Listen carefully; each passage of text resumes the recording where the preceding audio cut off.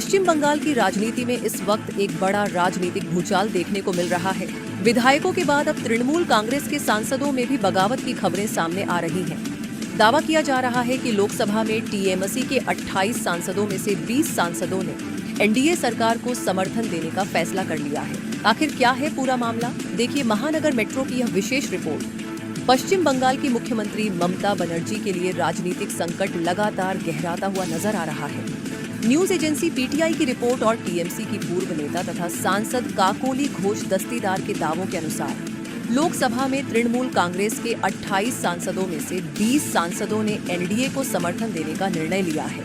काकोली घोष ने दावा किया है कि इस संबंध में लोकसभा अध्यक्ष ओम बिरला को जानकारी दे दी गई है और जल्द ही एक औपचारिक पत्र भी सौंपा जाएगा। बताया जा रहा है कि सोमवार दोपहर 11 सांसदों ने केंद्रीय मंत्री और भाजपा के पश्चिम बंगाल प्रभारी भूपेंद्र यादव के आवास पर बैठक की। इस दौरान पश्चिम बंगाल विधानसभा में विपक्ष के नेता शुभेंदु अधिकारी भी वहां पहुंचे। बैठक में काकोली घोष दस्तीदार, शताब्दी रॉय, अबू ताहिर, अरूप चक्रवर्ती, खलीलुर रहमान, शर्मिला सरकार, असित मल, कालीपद सोरेन, जगदीश बसुनिया और प्रसून बनर्जी सहित कई सांसद मौजूद रहे।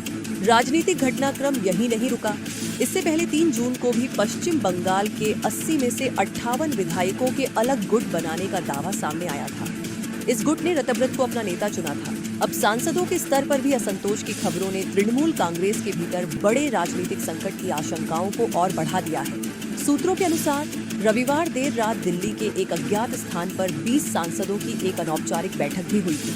इस बैठक में पार्टी नेतृत्व और संगठनात्मक कार्यशैली को लेकर असंतोष व्यक्त किया गया।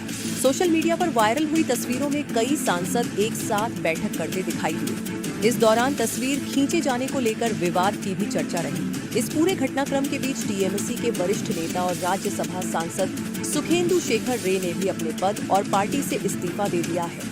अपने इस्तीफे में उन्होंने ममता बनर्जी के नेतृत्व पर सवाल उठाते हुए पार्टी की स्थिति के लिए मौजूदा व्यवस्था को जिम्मेदार ठहराया। उन्होंने भाजपा की कार्यशैली की सराहना भी की। राज्यसभा के सभापति ने उनका इस्तीफा स्वीकार कर लिया है। उनका कार्यकाल वर्ष 2029 तक था, लेकिन अब उनके इस्तीफे के बाद सीट रिक्त हो गई है। काकोली घोष दस्तीदार ने दावा किया है कि वह अभी भी लोकसभा में पार्टी की मुख्य सचेतक यानी चीफ व्हिप है। उनका कहना है कि यह फैसला साथी सांसदों के साथ लंबी चर्चा और विचार विमर्श के बाद लिया गया है। उन्होंने कहा कि सांसदों का मानना है कि एनडीए को समर्थन देना जनता के जनादेश के अनुरूप है।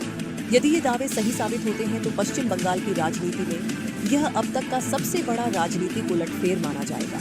सवाल ये है कि क्या तृणमूल कांग्रेस इस संकट से उबर पाएगी या फिर बंगाल की राजनीति में एक नए अध्याय की शुरुआत होने जा रही है। फिलहाल सभी की नजरें लोकसभा अध्यक्ष और आने वाले राजनीतिक घटनाक्रम पर टिकी हुई है। अगर आप चाहते हैं कि ऐसी जमीनी, बेबाक और जनहित से जुड़ी खबरें लगातार आपके सामने आती रहें, तो अभी इसी वक्त महानगर मेट्रो के यूट्यूब चैनल को सब्सक्राइब कीजिए। फेसबुक और इंस्टाग्राम पर हमें फॉलो कीजिए और इस वीडियो को ज्यादा से ज्यादा शेयर कीजिए, क्योंकि आपकी एक शेयर किसी बड़े मुद्दे को जिम्मेदार अधिकारियों तक पहुंचा सकती है। अगले वीडियो में फिर मिलेंगे, तब तक के लिए धन्यवाद और नमस्कार।